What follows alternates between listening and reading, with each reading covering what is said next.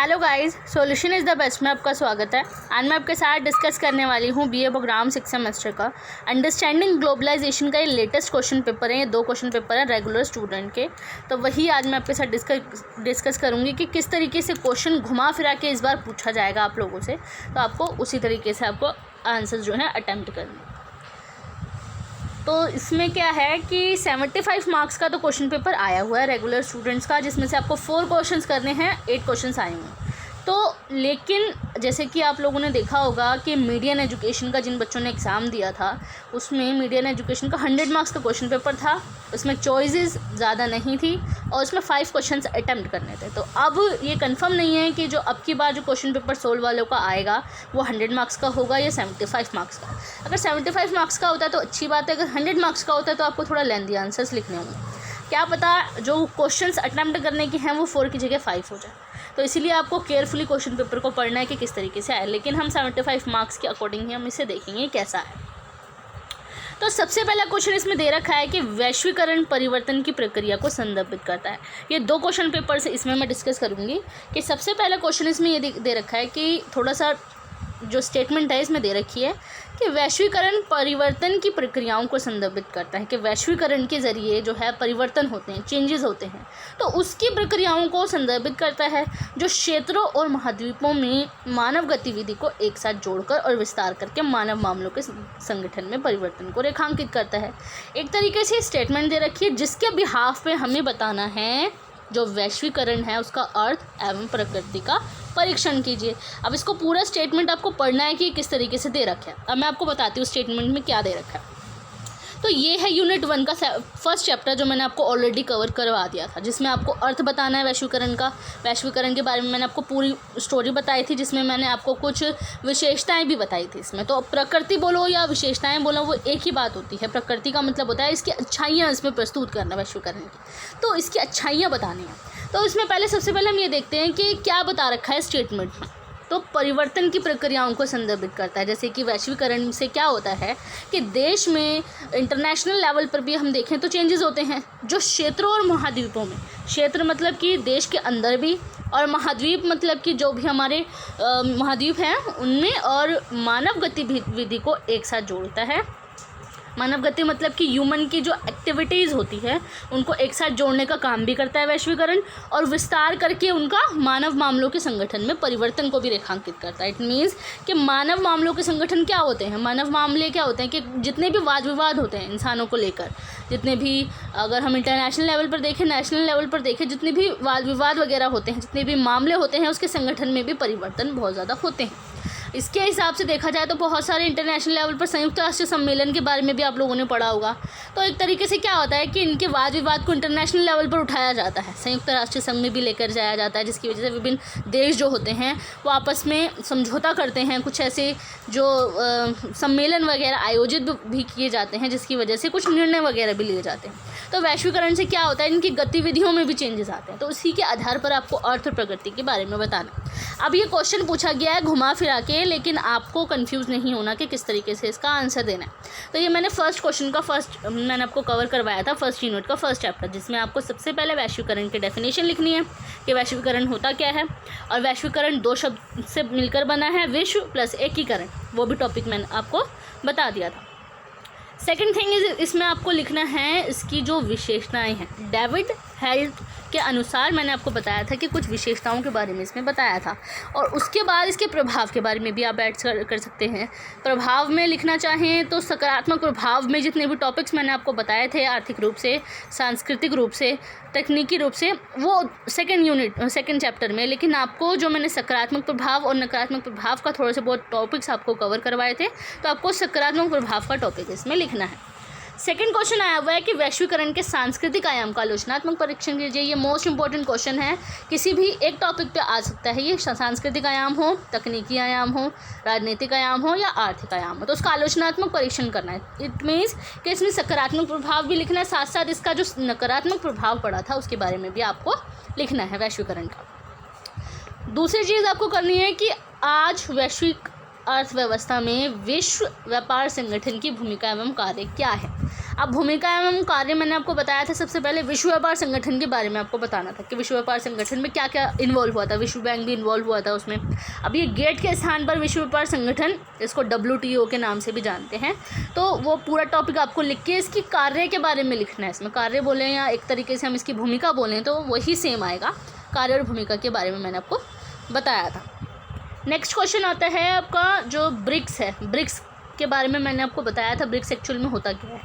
5 देश मिलकर इनकी अर्थव्यवस्थाओं को देखकर हम कह सकते हैं कि ब्रिक्स को क्या बोलते हैं, जिसमें इन्वॉल्व होता है ब्रिटेन, रशिया, इंडिया, चाइना और बाद में जो है साउथ अफ्रीका इसमें इन्वॉल्व हुआ था।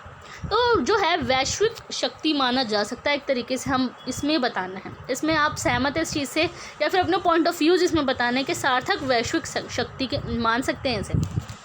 वैश्विक शक्ति किस बिहाफ पे अगर हम देखें तो बहुत से लोगों ने जिस तरीके से इसमें बताया गया था कि जितने भी देश इसमें इन्वॉल्व हुए हैं ब्रिक्स में, ये अपनी अर्थव्यवस्था को लेकर बहुत ज़्यादा सुदृढ़ हुए हैं, बहुत ज़्यादा मजबूत हुए हैं, जिसकी वजह से कहा जा सकता है कि अगले 50 सालों में इनकी अर्थव्यवस्था में जो है बहुत ज़्यादा बढ़ोतरी होगी और अपनी डेवलपमेंट ये कर पाएंगे। तो यही एक तरीके से हम बोल सकते हैं कि वैश्विक शक्ति के रूप में ये उभर सकते हैं या नहीं, या एक तरीके से इसे सार्थक वैश्विक शक्ति माना जा सकता है या नहीं, आपको ये डिस्कस करना है। तो मैंने आपको ब्रिक्स का टॉपिक आपको कवर करवाया था। नेक्स्ट क्वेश्चन आता है आपका जो है आधुनिक युग की अधिकांश सबसे बड़ी और सबसे प्रभावशाली कंपनियां सार्वजनिक रूप से कारोबार करने वाली बहुराष्ट्रीय निगम है। इसका अध्ययन के आलोक में बहुराष्ट्रीय निगमों की प्रकृति और महत्व का विश्लेषण कीजिए। अब ये जो टॉपिक है, ये टॉपिक मैंने आपको कवर नहीं करवाया था बहुराष्ट्रीय कंपनियों के बारे में। कोशिश करूँगी ये कवर करवाने की, क्या है बहुराष्ट्रीय कंपनियाँ। अदरवाइज़ मैं इसका लिंक डिस्क्रिप्शन में डाल रही हूँ, आप उसकी PDF देख लेना बहुराष्ट्रीय कंपनी एक्चुअल में होती क्या। तो इसमें थोड़ी सी स्टेटमेंट दे रखी है, उसके बाद पूछा है कि बहुराष्ट्रीय निगम जो होते हैं उसकी प्रकृति और महत्व का विश्लेषण करना है।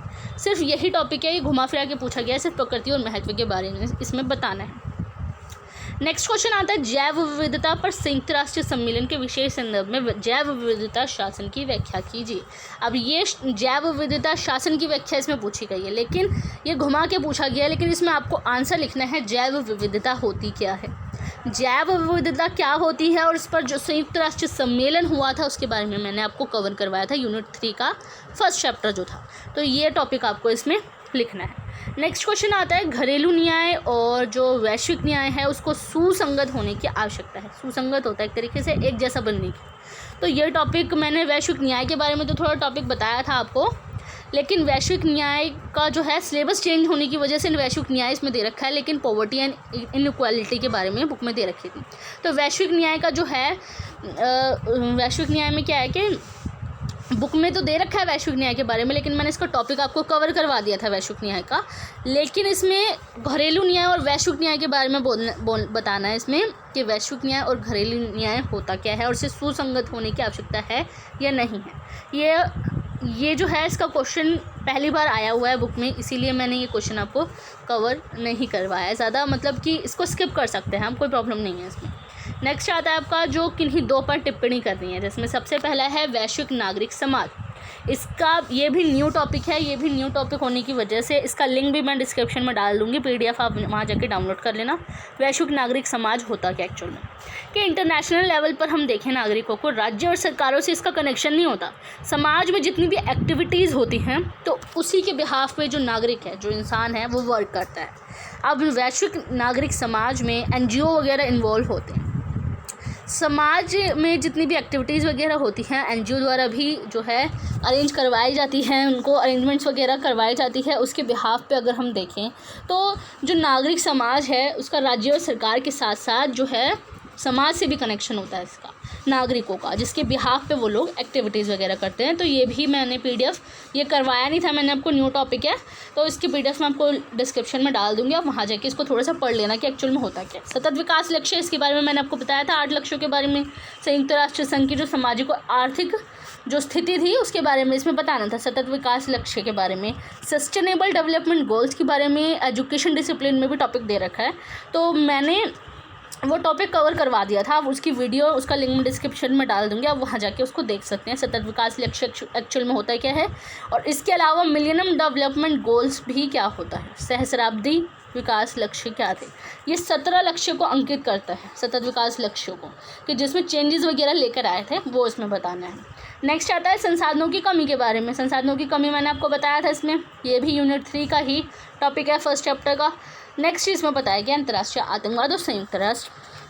इसमें क्या है, इंटरनेशनल लेवल पर आतंकवाद के बारे में बताना है। मैंने आपको बताया था इंटरनेशनल टेररिज्म क्या होता है, और संयुक्त राष्ट्र संघ के बारे में इसमें बताना है कि संयुक्त राष्ट्र संघ ने क्या क्या कदम उठाए थे अंतर्राष्ट्रीय आतंकवाद को समाप्त करने के लिए, और बहुत सारे चेंजेस इसमें आए थे। मैंने आपको पूरा टॉपिक इसमें कवर करवा दिया। अब मैं आपको बताती हूँ ये जो क्वेश्चन पेपर है कौन कौन सा टॉपिक किस किस में से आया हुआ है। सबसे पहला क्वेश्चन आपका फर्स्ट यूनिट का फर्स्ट चैप्टर में से, सेकंड क्वेश्चन आपका जो फर्स्ट यूनिट है उसका सेकंड चैप्टर में से। तो समझ लो आपको फर्स्ट यूनिट आपको 100% करनी ही करनी है, आपके 1 या 2 क्वेश्चन उसमें कवर हो जाएंगे। नेक्स्ट आता है WTO के बारे में और ब्रिक्स के बारे में, और जो है हमारी अधिकांश सबसे बड़ी और प्रभावशाली कंपनियाँ जो MNCs एंड TNCs के बारे में है। TNCs जो होते हैं उसके बारे में इसमें बताना है। तो ये 3 टॉपिक्स जो हैं यूनिट 2 में से आया हुआ है। इसमें संयुक्त राष्ट्र संघ के बारे में नहीं बताया हुआ, लेकिन इन तीनों टॉपिक्स को आपको कोई सा भी एक इसमें से करना है आपको। नेक्स्ट क्वेश्चन आता है आपका इसमें जैव विविधता के बारे में, घरेलू न्याय और वैश्विक न्याय के बारे में। ये दोनों क्वेश्चन इसमें आए हुए हैं।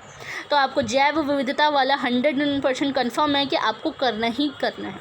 वैश्विक न्याय आप छोड़ दे सकते हैं, कोई प्रॉब्लम नहीं है। आतंकवाद वाला आपको, और जो जैव विविधता के बारे में मैंने आपको बताया था, संसाधनों की कमी, जैव विविधता, और उसमें ग्लोबल वार्मिंग के बारे में आपको बताया था, जिसमें जलवायु परिवर्तन भी इन्वॉल्व हुआ था। तो आपको वो टॉपिक आपको कवर करना है, क्योंकि उसमें से भी आपके क्वेश्चन आए हुए हैं। नेक्स्ट क्वेश्चन आता है इसमें, जो नेक्स्ट क्वेश्चन पेपर है वैश्वीकरण के बारे में, कि वैश्वीकरण क्या है, राज्य वैश्वीकरण का शिकार है या एजेंट है, या दोनों ही हैं।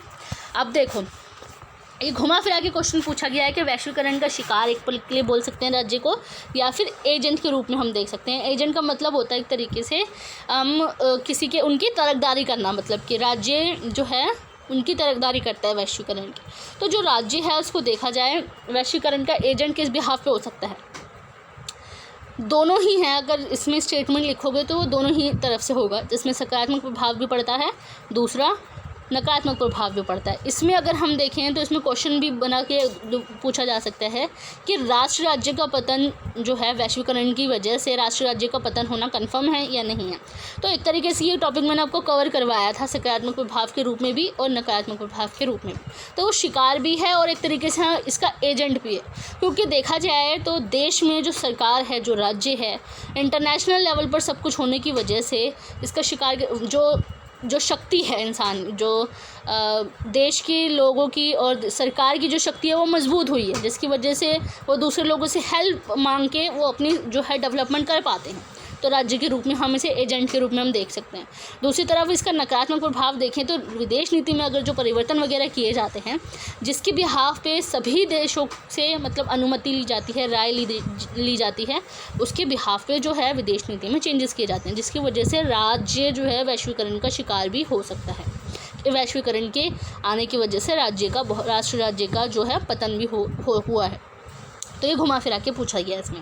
नेक्स्ट क्वेश्चन आया हुआ है कि समकालीन वैश्वीकरण के विभिन्न आयामों के संदर्भ में जटिल परस्पर निर्भरता की व्याख्या की जाए। अब जटिल परस्पर निर्भरता क्या होती है? जटिल परस्पर निर्भरता होती है एक तरीके से एक देश दूसरे देश पर जो निर्भर होता है पूरी तरीके से। अब समकालीन वैश्वीकरण के विभिन्न आयामों के संदर्भ में अगर हम देखें तो विभिन्न आयामों के बारे में इसमें बताना है, जिसके नकारात्मक प्रभाव के रूप में अब हम देख सकते हैं। वैसे इसमें कोई नकारात्मक या सकारात्मक प्रभाव नहीं है, इसमें ये बताना है कि जो एक देश दूसरे देश पर पूरी तरीके से डिपेंड है उसके बारे में इसमें बताना है कि जो भी प्रोडक्ट्स वगैरह हमारे देश में लॉन्च होते हैं वो दूसरे देश में उसकी मार्केटिंग करवाने के लिए हमें दूसरे देश पर डिपेंड होना पड़ता है, और दूसरे देश की जो हमारे देश में इन्वेस्टमेंट होती है उसके लिए भी हमें दूसरे देश पर डिपेंड होना पड़ता है अपने देश के डेवलपमेंट करने के लिए।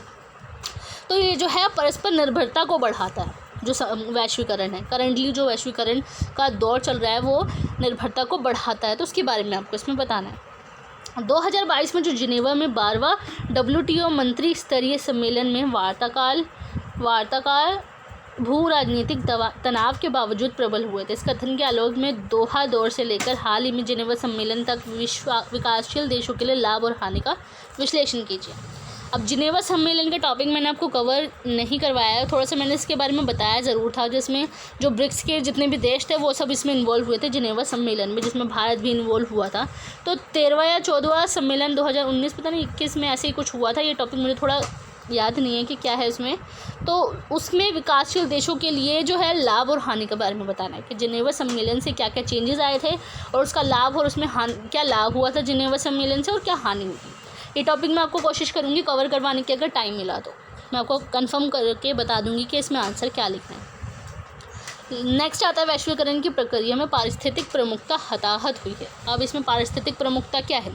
पारिस्थितिक प्रमुखता होता है एक तरीके से major casualty in the process of globalisation. It means जो पारिस्थितिकी है, पारिस्थितिकी क्या होती है? हमारी जो इकोसिस्टम होता है हमारे देश का, अब देश का या फिर हम पूरे वर्ल्ड में देखें पूरी दुनिया में, तो उसकी इकोसिस्टम में क्या प्रॉब्लम्स क्रिएट हुई उसके बिहाफ में लिखना है हमें। वैश्वीकरण की प्रक्रिया में इसके प्रभाव के बारे में इसमें बताना कि एनवायरनमेंट पे क्या प्रभाव पड़ा है इसका, इस बिहाफ पे, और जिसकी वजह से जो हमारे इकोसिस्टम है उस पर क्या प्रभाव पड़ा। अब देखो, वैश्वीकरण से क्या होता है कि मशीनों का निर्माण किया जाता है, मल्टीनेशनल कंपनीज़ वगैरह स्थापित करती हैं मशीनें वगैरह विकासशील देशों में, जिसकी वजह से ज़्यादा क्वांटिटी में जो है पेड़ों की कटाई होती है। अब पेड़ों की कटाई होगी तो ऑक्सीजन लेवल में कमी आएगी, कार्बन डाइऑक्साइड बढ़ेगा, और इससे निकलने वाले जो धुएँ हैं उसकी वजह से एनवायरनमेंट इशू होगा बहुत ज़्यादा। CFC के बारे में भी आप लोगों ने पढ़ा होगा, मिथाइल गैस के बारे में आप लोगों ने पढ़ा होगा, जिसके तहत एनवायरनमेंट को बहुत ज़्यादा परेशानी उत्पन्न हुई।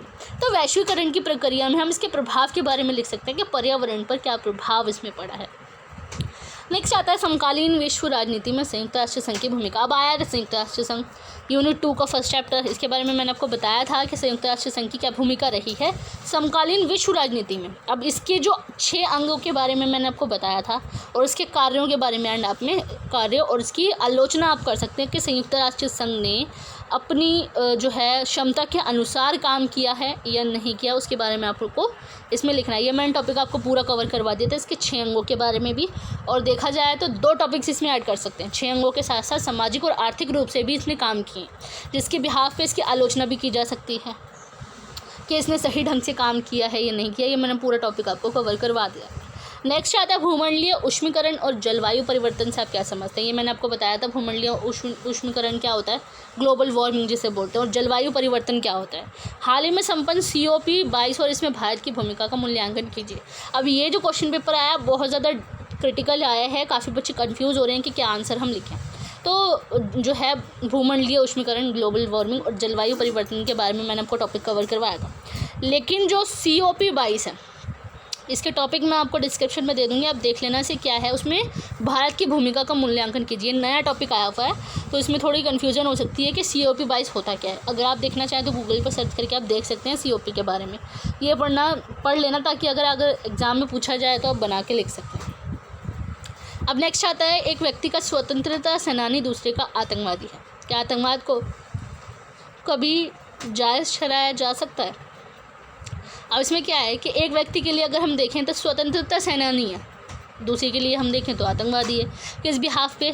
अब देखो, देश में जो भी स्वतंत्रता सेनानी होते हैं, जितने भी आर्मी मैन्स होते हैं, बॉर्डर्स पे खड़े होते हैं। अब दूसरे देश के लोगों से उनका सामना होता है तो उनकी नज़रों में क्या होता है कि वो आतंकवादी है, और दूसरे देश के लोगों की नज़रों में जो हमारे स्वतंत्रता सेनानी होते हैं वो आतंकवादी कहलाते हैं। तो एक तरीके से हम कह सकते हैं इसे कि एक व्यक्ति के लिए स्वतंत्रता सेनानी है, दूसरी तरीके से हम देखें तो आतंकवादी कहा जा सकता है। और उसी के कथन पे हम देखते हैं कि जो आतंकवाद को कभी जायज़ ठहराया जा सकता है, जायज़ किस बिहाफ पे ठहराया जा सकता है? अगर देश की रक्षा करने के लिए अगर कोई इंसान जो काम कर रहा होता है तो वो तो जायज़ है, क्योंकि वो अपने देश की रक्षा कर रहा है। दूसरे देश उसे आतंकवाद समझ रहे तो उसमें कोई उनकी सोच है, उनकी मेंटालिटी है। लेकिन आतंकवादी संगठन कौन होते हैं? जो अपने ही देश को नोचने में लगे रहते हैं, अपने ही देश को खाने में लगे रहते हैं, अपने ही देश को तबाह करने में लगे रहते हैं। अब अलकायदा के बारे में आपने सुना होगा, ICS के बारे में भी आप लोगों ने पढ़ा होगा, तो वो भी जो है अपने ही देश में, इराक की कंट्रीज़ में आप लोगों ने पढ़ा होगा कि बहुत ज़्यादा उन्होंने अपना, इज़राइल में हो गया, इराक में हो गया, तो वहाँ पे उन्होंने कब्ज़ा कर रखा था, पूरी तरीके से लोगों पर जुल्म करते थे, तो उसको जायज़ नहीं ठहराया जा सकता। तो दोनों के बारे में आप इसमें लिख सकते हैं, आतंकवाद से रिलेटेड ही है। और वैश्वीकरण के संदर्भ में भी आप इसमें ऐड कर सकते हैं। वैश्वीकरण के दौर में जो है आतंकवाद जो है उसका उदा बहुत ज़्यादा तेज़ी से बढ़ता जा रहा है। लेकिन आतंकवाद को अगर हम नहीं ठीक करेंगे तो उसकी वजह से बहुत ज़्यादा तकलीफ़ों का सामना हम कर सकते हैं। तो ये टॉपिक आपको कवर करना है। नेक्स्ट आता है मानव विकास सूचकांक, ह्यूमन डेवलपमेंट इंडेक्स। इसके बारे में इसमें बताना है आपको कि मानव का विकास जो है उसके बारे में इसमें बताना है। नेक्स्ट आता है नई अंतर्राष्ट्रीय आर्थिक व्यवस्था क्या थी, न्यू इंटरनेशनल इकोनॉमिक ऑर्डर के बारे में। नई अंतर्राष्ट्रीय आर्थिक व्यवस्था के बारे में मैंने आपको आई थिंक बता रखा है। जो इसमें जो आर्थिक व्यवस्था थी लागू की गई थी अंतर्राष्ट्रीय लेवल, इंटरनेशनल लेवल पर, उसमें आपको इसमें कवर करना है कि अंतर्राष्ट्रीय आर्थिक व्यवस्था क्या थी।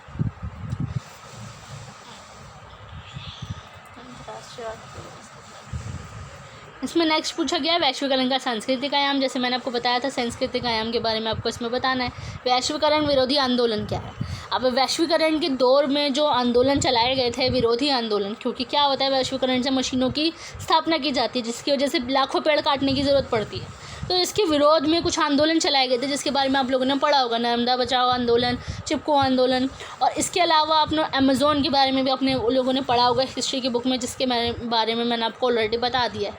तो कुछ ऐसे आंदोलन थे जिसके बारे में इसमें बताना है कि क्या क्या आंदोलन थे, उसको थोड़ा सा डिफाइन करना है कि वैश्वीकरण के दौर में ये आंदोलन किस बिहाफ पे चलाए गए थे और किस तरीके से ये इन्होंने सफलता हासिल की। तो अब ये क्वेश्चंस आपको समझ में आ गए कि कैसे इसको आंसर्स इसको लिखनी है। मैं आपको बता दूं कि कैसे क्वेश्चंस आए हुए हैं। राज्य राष्ट्रीयकरण का शिकार है एजेंट, मैंने आपको बताया सकारात्मक और नकारात्मक यूनिट 1 में से और यूनिट 2 में से दोनों ही टॉपिक आया हुआ है आपके इसमें। यूनिट 1 में से 2 क्वेश्चन आए हुए हैं। ये जो है जिनेवा का आया हुआ है मेरे ख्याल से यूनिट 2 में से ही है ये, जिसमें भारत के बारे में बता रखा है, ब्रिक्स वगैरह के बारे में इसमें बता रखा है। नेक्स्ट आता है पारिस्थितिक प्रमुखता हताहत हुई है वैश्वीकरण की प्रक्रिया में, इसके प्रभाव बताने, ये भी यूनिट 1 में से ही टॉपिक दे रखा है। इसमें संयुक्त राष्ट्र संघ के बारे में पूछा हुआ है यूनिट 2 का फर्स्ट चैप्टर। इसमें है यूनिट 3 का टॉपिक 6 क्वेश्चन में, यूनिट 3 का टॉपिक दे रखा है फर्स्ट चैप्टर, और इसमें दे रखा है आतंकवाद से रिलेटेड यूनिट 3 का 3rd चैप्टर जो है। बाकी ये शॉर्ट नोट है, अगर कोई करना चाहे समझ में आए तो आप लोग कर लेना, क्योंकि ये एज इट इज़ नहीं आएंगे। बस आपको बताने के लिए ये क्वेश्चंस आपके साथ डिस्कस कर रहे हैं ताकि आपको पता लग जाए कि किस तरीके से क्वेश्चंस एग्जाम्स में पूछे जाएंगे। तो कंफ्यूज नहीं होना, क्वेश्चंस को अच्छे से पढ़ना है ताकि आप कंफ्यूज ना हो और अच्छे से प्रिपेयर करके जा सकें। And thanks for watching my video.